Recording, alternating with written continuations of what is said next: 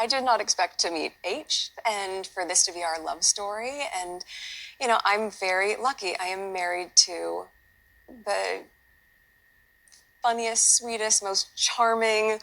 I mean, he's all the things that you're describing. He's an amazing father.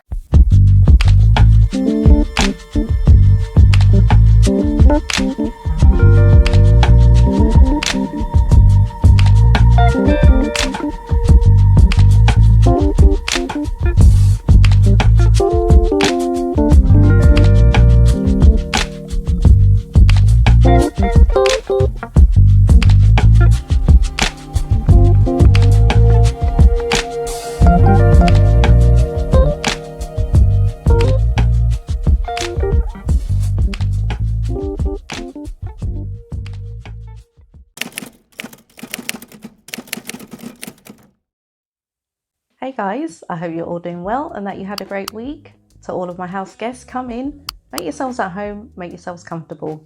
If you're passing by and you'd like to become a house guest, don't forget to hit subscribe and activate all of your notifications. I'm Chez, this is Chez M0i, welcome to my place.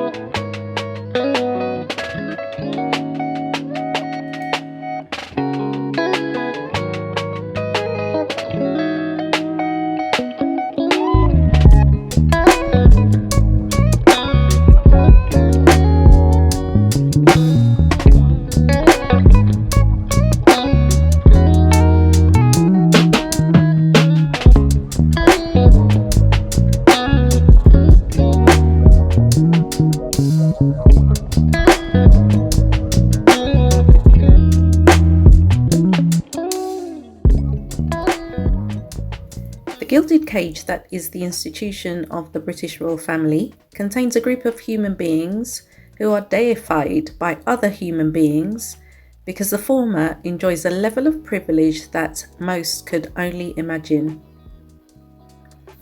Unsurprisingly, with that level of privilege, some of those family members also sprinkle in a sense of entitlement laced with condescension. The Prince of Wales' household is lavish, and he's famously difficult to please. Now, I think most of us can agree that with that level of privilege also comes a greater level of responsibility, because members of that institution are held to a higher standard and consequently endure closer scrutiny. In the 21st century, no member of the royal family has been more scrutinised, more castigated, more vilified, and more criticised than Meghan, the Duchess of Sussex. This week, every stone imaginable has been thrown at her in relation to her new Netflix show. With love, Meghan.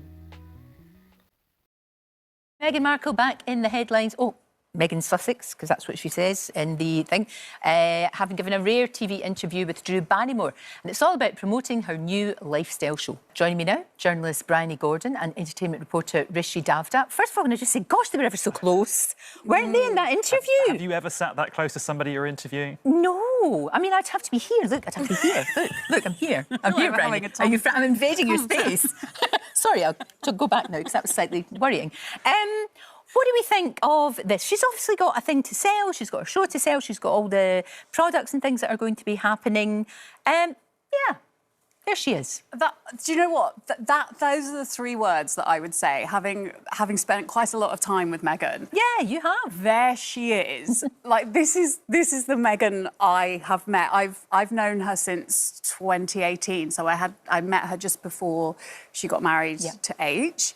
And I've been to Montecito and I've been to Frogmore and all of those things. And I've met Lilibet and Archie. And this is just who she is. Yeah. Like, she is a really good hostess with the mostess. Yeah. She's like, the first time we had lunch, she sent me this beautiful handwritten note afterwards, which I was just delighted by, because who sends handwritten notes? You might send a wee text, but she's that's it. also, she's sort of, I always say this, they're two quite, and people kind of go, sure, Bridie, but they're two quite ordinary people in quite an extraordinary situation. Right. And whenever I'm with them, I have to kind of remind myself that I'm with the people I hear being spoken about on the news. So I just, this is who she is. And the thing, like I said about the Netflix show, it's not for me. I watched one episode, and frankly, I'm not offended in any way by it, but it's just not for me. I just thought it was a bit boring.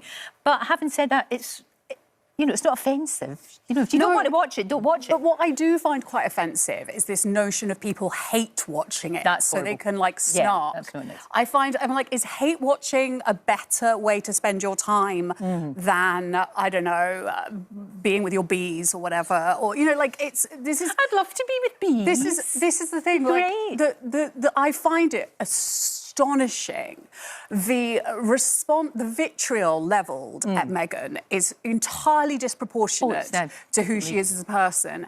And, she's not Vladimir Putin. She's just a mum from California who quite likes making her own bath salts. And I think it says far more about us and the state of the world than it does about Meghan, the way that people respond. No, that's a fair comment, I think people have spoken about how they dislike the programme, but I logged into my Netflix this morning and it was the 4th top show in the UK TV programme in the UK. So people are watching it of course they are. and engaging with it. Some people are shocked about how she can cook and keep all the white outfit completely clean. Especially with toddlers. Can we also talk about, I think it's so soothing to my nervous system. I know what you mean. Compared to most of the stuff on Netflix, like the streamer's bread and butter is horrible true crime documentaries. Like, I could waste hours of my life on that streamer reminding myself of how awful the world is and all of the women who have been murdered terribly in all these documentaries. And I, for one, love a show that is just it's kind of like ASMR. Yeah, and you know what? That's why I watch Four in a Bed and Come Dine With Me every night. Yeah. I'm obsessed. It's feel good, and she's smiling throughout. I think people who watch do the same. So the interview that she did with Drew Barrymore, does it make her more relatable? Do you think it will change anybody's minds about her? But I always think those that love her, those that don't won't. That's the trouble. That's going to be the thing, isn't it? I think realistically people have basically chosen their side already. Yeah. And I don't think anything she can do massively will have people swapping from one position to the other. It's really interesting to see how she grows in the interview she does. She gives a little bit more information about the children and what they're up to. And Drew Barrymore, as an interviewer, because she's so close to you, almost forces you to open up and a very gentle interrogation. But no, I don't think anybody's going to be swapping from one side to the other. But it was a nice interview, and I think people who are fans of Meghan, as many are, will really enjoy seeing more of her on TV. Well, you've met her, and you know that's the thing. It's all very well to have an opinion on somebody, but if you don't really met them, I'm so interested that you said that they were almost ordinary. Well, they are, and that's fascinating, I think. And it's just, this is the thing of she is who she is. And I think that's what actually initially won, people loved her when, absolutely, because she refuses to be anyone else. And, this is who she is. And I kind of like that she's like, well, you may not like it, but I'm not going to stop being it. She's not stupid. She knows that if you make a lifestyle show like this, you are going to open yourself up to all the sorts of cynical criticism which we are seeing now. But she's like, I'm going to do it anyway. Well, and as long as they don't sit there trawling through it and looking at all the horrible stuff, because just don't give them the power to do that to you. And as you said, just do your own thing. We are asking why so many... Adjectives used by the British media, such as boring, fake, overproduced and too glossy, reveal the UK's comfortability with and acceptance of mediocrity and poor quality. And as the accusations kept snowballing, as we should have expected, they couldn't even get their facts straight. People be hating on Meghan Markle, and somehow I am involved. This is me, LA food blogger, also called Meg, who she's accused of ripping off in her new Netflix series. I honestly heard about it for the first time today. Apparently in episode 2, she makes a beautiful fruit rainbow board that is similar to the one that I have on my blog that I've been sharing on Instagram for years. They also accuse her of stealing a taco bar idea from my blog. Spoiler alert, I am not the first person to ever think to put fruit in rainbow order in an arch to make a rainbow board. And I'm not the first person to ever done a taco board. Now, this was run in a few different publications, including the Daily Mail and the Sun, and they accuse the show of ripping off a few different bloggers. You can see some examples, including mine here.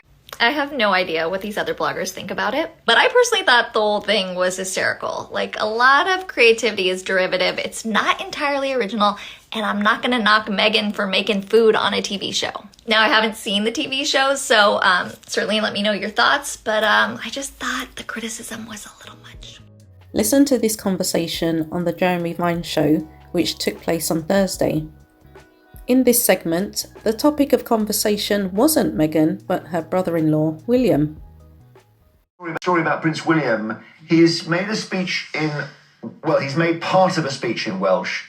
He recorded a video to mark St David's Day. Before I ask you about this, Will, let's just have a listen to what he said. Hello. Heddiw, a Thyf Goel Dawi, rydym yn dod at ein gilydd I ddathlu Cymru, ei hanes, ei diwylliant, a'i phobl anhygoel. O'i golygfeydd anhygoel i'w iaith, mae Cymru'n parhau I ysbrydoli. Well, first of all, what was he saying, Will? He was saying happy St David's Day to people. He was saying that today we celebrate everything magical about Wales, which, as someone who gets a little bit annoyed when people kind of describe Wales as a folk museum, I found that a little bit frustrating. But it was a nice kind of general St David's Day message, as you'd expect from any leader. What then is the criticism? So the criticism comes from Dr. Dylan Foster Evans, who is the head of Welsh at Cardiff University, and he was criticising the Prince because the Welsh was actually quite halting. It wasn't exactly fluent in its delivery. First thing to say is Welsh. I'm someone who's a first language English speaker. Welsh can be a challenging language to learn. It's a great language to learn, but I think the criticism comes because obviously he was named the Prince of Wales. Like, people in Wales don't get any choice in that. There's a lot of historical baggage that comes with that title, especially here in Wales. And I think there's probably a frustration from some that he hasn't essentially made as much effort as he could to learn the language. His father, when he was at university in Aberystwyth, had formal lessons in Welsh. But Prince William has just said he's doing Duolingo, which, it's quite nice that maybe you can ask the way to the beach or say good morning. But I think people in Wales, some especially, would hope that he would commit more to learning the language, given that he has been named Prince of Wales. Yeah, and actually Charles did, but didn't he, back in the day? Charles went to as he just said, Charles went to Aberystwyth, was wrenched out of Cambridge, where he was having the best time of his life, having hated school, and went to Aberystwyth and was united with a Welsh nationalist professor there who you would have thought they wouldn't got on, but they became, I think this guy died quite recently, they became best friends, and Charles learned Welsh quite well. My view is that if you want to be Prince of Wales, the least you can do is learn the language properly. Wow, but that's quite a big ask. Well, it's not that big an ask if you want to be Prince of Wales. But you shouldn't mention the clues in the title. He doesn't have a choice about being the Prince of Wales. I think it's a huge. Well, he does. I think it's a huge ask. He does have a choice about being Prince of Wales. No, well, he doesn't really. Well, he really does. He certainly has a choice about learning the language. He really does not, especially with his other brother going off. He really doesn't have a choice. And I think, to criticise somebody's delivery as halting and whatever, it's actually quite condescending. Actually, he's had a go. He's had a try. He's taking lessons. What more do you want? For maybe the one Welsh speech he will make every 5 to 10 years. I just don't think. Will, what do you think? Well, I think it can't have possibly come as a surprise for him that he has become Prince of Wales, whether he had a choice in it or not. I think what you can argue is it's very symbolic of Wales's place in the Union. I mean, look at the Union Jack, Northern Ireland representation, Scottish representation, English representation, no Welsh, which is even more unforgivable as we have a great dragon. But even if you look at the Royal Coat of Arms, it's got 4 quadrants to it. One is the 3 Lions of England, one is the Lion of Scotland, one is the Harp of Ireland, and then the final one is the 3 Lions of England again. lions. We've got 7 lions, but no actual Welsh representation. So I think the Prince of Wales title was originally a title which was taken by Edward I to mock the Welsh. I mean, Charles's investiture was in Carnarvon Castle, which was built to suppress the Welsh. And obviously this is all in many ways ancient history, but Wales does do poorly in many ways within the Union. And I think it's not a lot to ask for the person with the title, the Prince of Wales, to be able to at least commit a little bit more to learn. Is it part of your job to report on Wales and Welsh politics and all the rest of it? Did Jeremy just say that at the start of the programme? Yeah, well, how much Welsh do you speak? No, I'm actually English, but I think the difference between me and William so is is he's he. the Prince of Wales. Will's not the Prince of... Yeah, but I didn't say he was, but if he's reporting on Welsh affairs and he's reporting on Welsh politics, would you not think it part of your duty to learn a little bit of Welsh? Because, you know, as you know, if you go to Wales... It's his first time on the show. But it's very difficult. I think you're absolutely right. In an ideal world, I would learn Welsh. It's something I'm attempting to learn. But I think when you are planning to be the head of state and you get given the title of Prince of Wales and your father has managed to learn it, and I would suggest that William is of means and probably able to commit to some Welsh lessons, I don't think it's a big deal to ask him to be up to speed. I agree. Do you not think he might be a little bit busier than a lot of people, and that to commit himself to however many hours a day to learn one of the most difficult languages on the planet? He has tried. But also, why is William busier than a lot of people? I don't know. Because he is. Is he? What do you mean? Why is he? Because he is. He has a number. He has appointments every. Listen, I'm not a big If you're royal, William you decide what fan, you do in but the they morning. do have commitments every single day of their life. All right. Yeah, maybe. I mean, he could take mornings off to learn Welsh. Could he? Well, I think so. Yeah. If you're royal, you don't get told what to do. That's the whole point of being nearly king. You tell everybody else. Now, you were also saying, by the way, you don't like his beard. Let's get this out of the way. I really don't like the beard. I think you know, it looks scruffy, I think. The beard, the jumper with this photograph, the beard, the jumper with the shirt, I just think it looks... Well, I'm worried about our great cameraman, Rich Everson here, who has a Prince William. Rich, where are you? We need to see Rich here. Right, okay. I know he can't film himself, but what is wrong with a gentleman with that kind of beard? Well, the thing is, as we've just pointed out, Richard's not the Prince of Wales. Left of frame. He's not the Prince of Wales. He's not on a formal job. He's behind a camera. That's the point. Wills is in front of the camera, looking a bit scruffy. Yeah. He just doesn't suit it, I don't think. Did you hear how Carol Malone flip-flopped between defending William and then criticising William? You also heard Carol Malone say that William works every single day. Now, I don't claim to be the sharpest knife in the drawer, but the last time I checked, there were 365 days in a year, 366 in a leap year. According to this report from Newsweek.com, William only worked 71 days in 2024. His father, who we all know is being treated for cancer, worked 118 days. Still not a full year, but we understand. But look at how many days William worked. And that's supposed to be every day, according to Carol Malone. Now, people are going to say, oh, you know, his wife was sick, blah, blah, blah. Let us remember very well that this man was gallivanting, out drinking, going to football matches. He was not looking after his wife. Okay? So when we look at 2023, according to the national.scot, he was working less than 1 month and he was being paid more than £127,000 an hour by us, British taxpayers.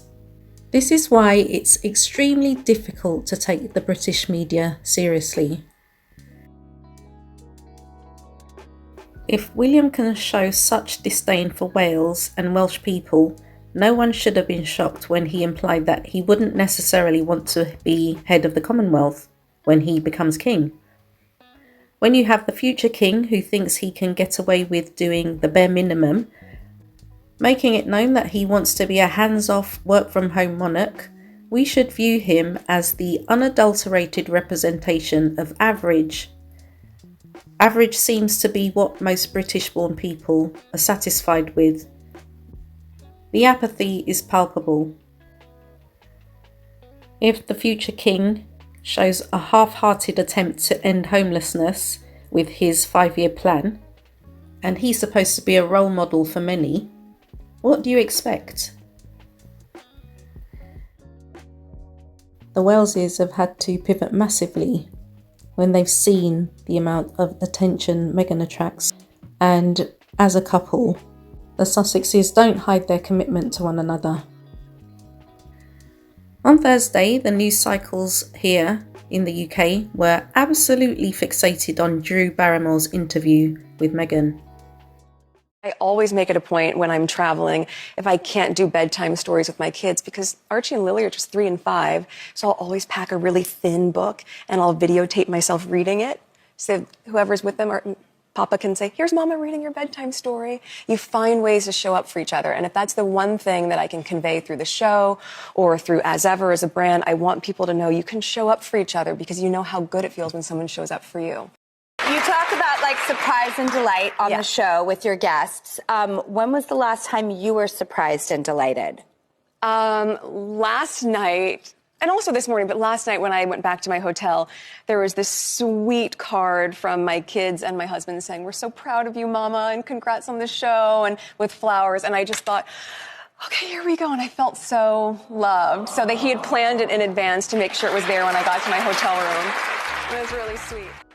Through this interview, my takeaway was that Harry really was attentive to the feelings of his mother, because Diana always talked about how she was never acknowledged for doing a good job within that family, and she never felt loved by her husband. So it's so heartening. I just smiled when I heard this. It's so heartening to hear that he's so attentive to his wife, and these little touches that mean so much to her. And this is why I laugh when I just see these headlines, Harry and Meghan are getting divorced. They are not getting divorced. If you as a woman are treated like this by your husband, why on earth would divorce enter your mind? And as a husband, if you know that your wife is attending to you, she's cooking for you, she's making you feel comfortable in your home, she's taking care of your children, she's a nurturer, why on earth would you entertain the very idea of divorce? It's laughable.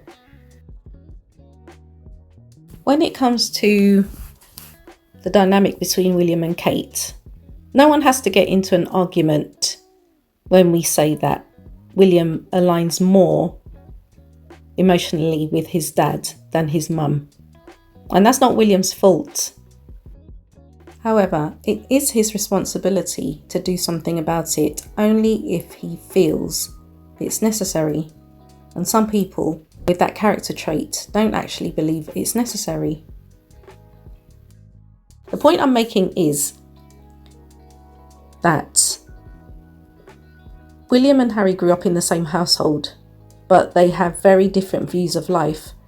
And I can say the same. There's only just under a year and a half between my sister and I, but the way we view life is through very, very different lenses. There's nothing wrong with that. We're just very, very different. And I'm almost sure, obviously I'm not in these people's relationships, but I'm almost sure that Kate would have loved to have had the emotional support from William that Harry gives to Meghan constantly. Especially last year with what she had to go through, or what we're told she had to go through. This is why you now see William and Kate holding hands and being very tactile in public, something that we're not used to seeing because that is not William. William is now having to take into consideration the public perception of his and Kate's relationship, because people are now measuring it against Harry and Meghan's relationship. So William and Kate holding hands and being close in public, it will be remarked upon, and this is why it was such a surprise for people, especially their supporters, to see them frolicking in the woods, marking the announcement of the end of Kate's treatment. I always am reminded when I see Harry and Meghan that despite what is being thrown at them, they've made a commitment to each other that as long as we stick together, as long as we have each other's backs, we will be good. We will be all good. And I love that for them. I absolutely love that for them. Meghan represents a thorn in the side of the royal family because she is an unintentional mirror showing how truly average they really are. People often make the mistake that grand royal titles are automatically synonymous with excellence. However, the dilapidated royal residences, the manner in which some of Queen Elizabeth's children treat their staff, or Charles and his second wife having absolutely no respect for the citizens of the countries they visit, is clear evidence to the contrary. Harry was very much aware that he had to step up his game in order to be with Meghan. From him changing the way he spoke to her consistently disciplined work ethic, Meghan wasn't ever going to accept poor quality, so why would her lifestyle reflect poor quality? Being with Meghan has made Harry more confident, more relaxed, more intentional, more culturally aware, and more appreciative of a life blessed by beautiful children, great friends, a secure home, and a safe environment. So when you apply logic, why would Harry ever wish to return to his former life in the UK when all he was ever viewed as was an understudy for his brother? Harry and Meghan were determined to thrive after stepping back from royal duties over 5 years ago. Since then, the impact they have made hasn't gone unnoticed, and it's evident that they are deadly serious about their marriage, their family, and their work. They have definitely set the bar to a height that other members are trying to reach. If the royal family is only good at cutting ribbons, unveiling plaques, and executing the odd wedding, funeral, or coronation with military precision, it's clear that they need to work much harder for the money they extract from us.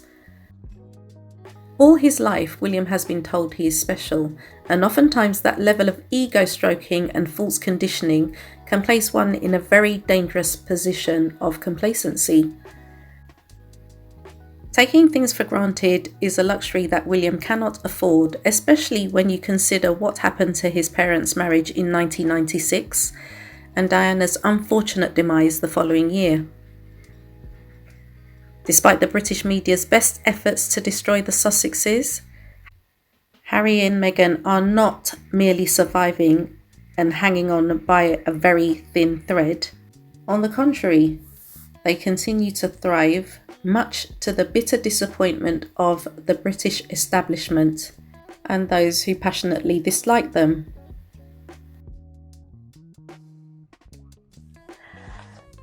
Guys, let's start with Lorraine. Lorraine, who found Meghan's show boring.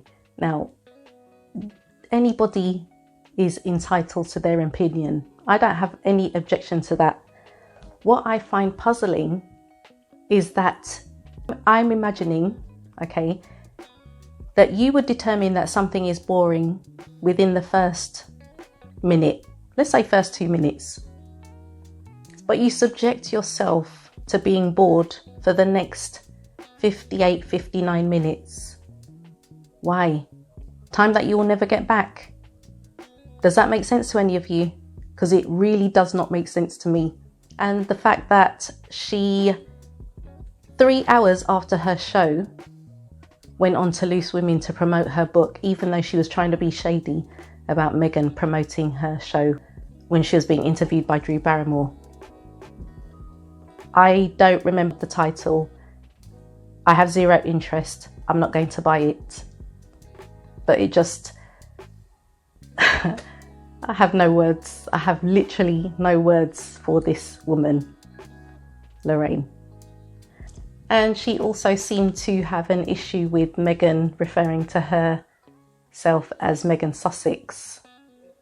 That's the worst thing that anyone could do. That's so offensive to people. People were up in arms about this.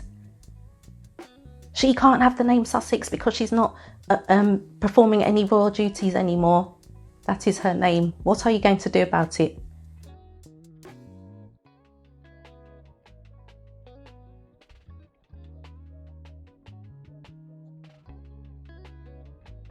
Why are you so triggered by what Meghan does? All this week I've just been laughing and shaking my head because what I've seen online and offline is, if there was a word, I would use it, guys. If there was a word, I would use it, but I can't find the word. And the other guy who was sat next to Bryony Gordon, he's their entertainment correspondent, when he was asked, is this going to change people's perception of Meghan? Meghan, I don't believe, is out to change anyone's perception. Like Bryony Gordon says, she is who she is. You either like her or you don't, but she's going to do what she does. If you don't like her, it's fun. She's not going to die because you don't like her. This is what I think people don't understand. She's not bothered. She's not going to diminish herself to satisfy you. And neither should she. Neither should she. This is the coercive control that is epidemic across the globe. People feel that by their words they can control the actions of someone who they don't even know because of this cancel culture. Sat behind their keyboards, feeling empowered to say all kinds of disgusting, vitriolic things. And I agree with Bryony Gordon, everything that she said. Hate watching. That's what Lorraine does. That's what these broadcasters do. They hate watch. Still not understanding that they are helping to build Meghan's brand because they are promoting her freely.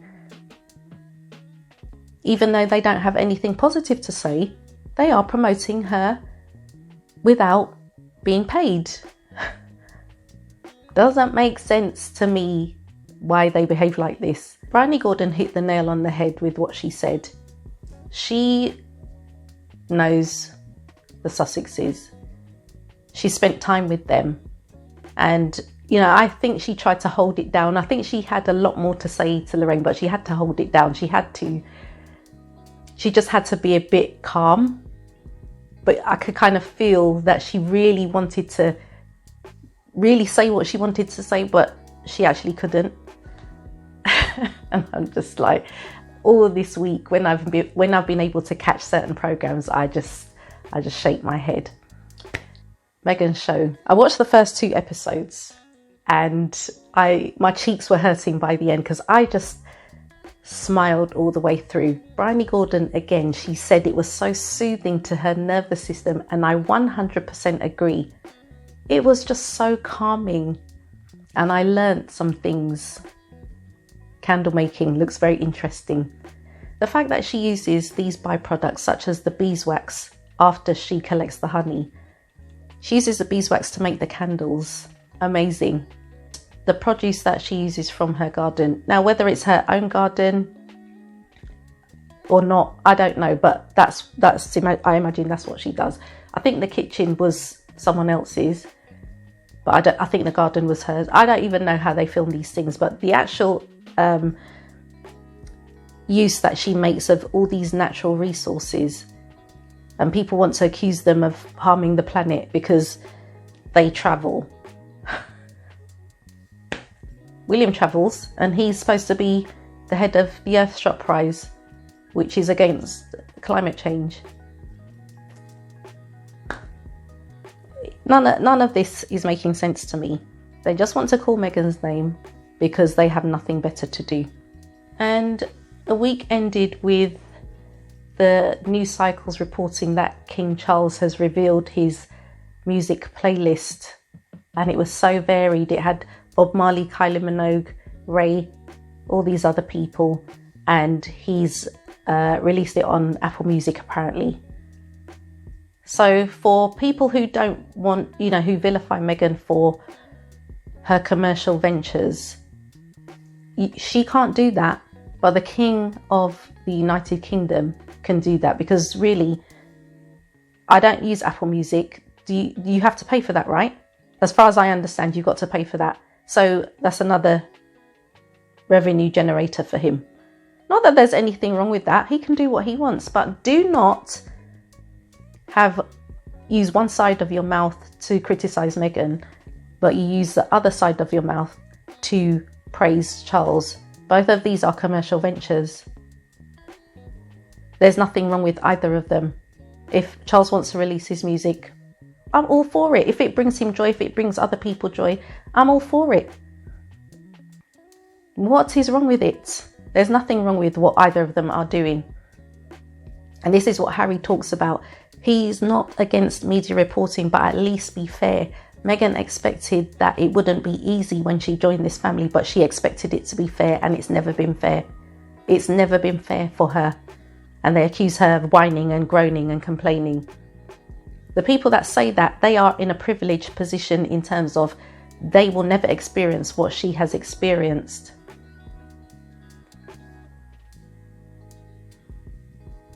They have never experienced what her mum experienced, what she witnessed her mum experience when she was called a certain word. So they can sit on their high horse and say, oh, she's whining, she's complaining, she called the royal family racist. No, she didn't call the royal family racist. Remember, it was Piers Morgan that outed the senior members who apparently said stuff about Archie before he was even born. Meghan didn't say anything, Harry didn't say anything. They relayed an account. That's all they did, and Harry said that he was never going to reveal who it was. So don't blame them for that. Blame Piers Morgan for that. And I notice how he's very quiet, and the reason is, I read somewhere about a month and a half ago where his lawyers advised him not to speak about Meghan, not to speak about her. His lawyers advised him about that. And he tried to say something on Good Morning Britain last week when he was being interviewed about Trump's intervention into Ukraine, or just Trump in general. And as usual, he's saying, I spoke to Trump and we had a 20-minute conversation, blah, blah, blah. And he actually, this man is so petty, right? Good Morning Britain is where he walked off the set because of him not believing Meghan when she said about her mental issues. He actually counted the number of days that he was back in that studio. I don't even remember the number, but I just found it so petty that this man literally counted. I think it was 1,400 and something days. And he made a point of saying it. And then he wanted to talk about it, but he stopped himself short of mentioning Meghan's name. I just found it so funny. These guys are upset. And you got people like Jeremy Kyle on Talk TV. I didn't even click into the video. I just saw the thumbnail, the YouTube thumbnail, saying that, it's awful, or her program was awful, or whatever it is. Why are you, as a middle-aged man, similar demographic to her dad, why are you watching a show like that? But why are you so interested in what Meghan's doing?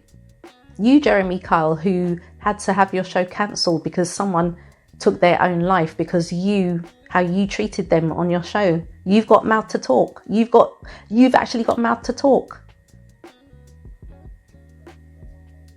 And that's why I say we find it difficult to take these British broadcasters seriously. They're an absolute joke. So with regards to Meghan's show, which is what I really wanted to say, I absolutely loved it. I only managed to catch the first 2 episodes. The bit that stood out for me in episode 1 was the amazing view when she and Daniel were outside drinking the tea that she'd made. And it just reminded me of my time in Zurich when my daughter and I went to visit one of my friends who was living there. My daughter was about, I think she was about 9. And the crisp air, the lake, as you go onto the balcony, the lake is in front of you and you've got the backdrop of the mountains.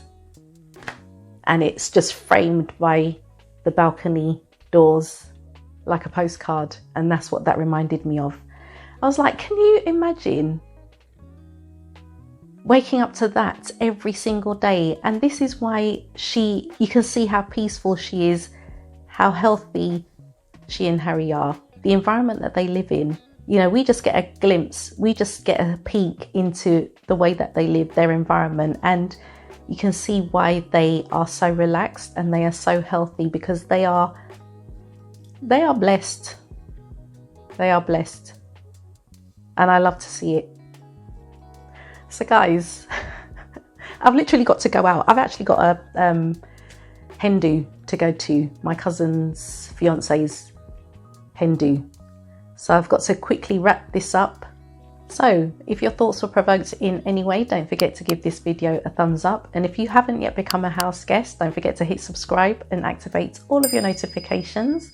I want to take this opportunity to thank you guys so much for watching. Enjoy the rest of your day, and you should catch me in the next video.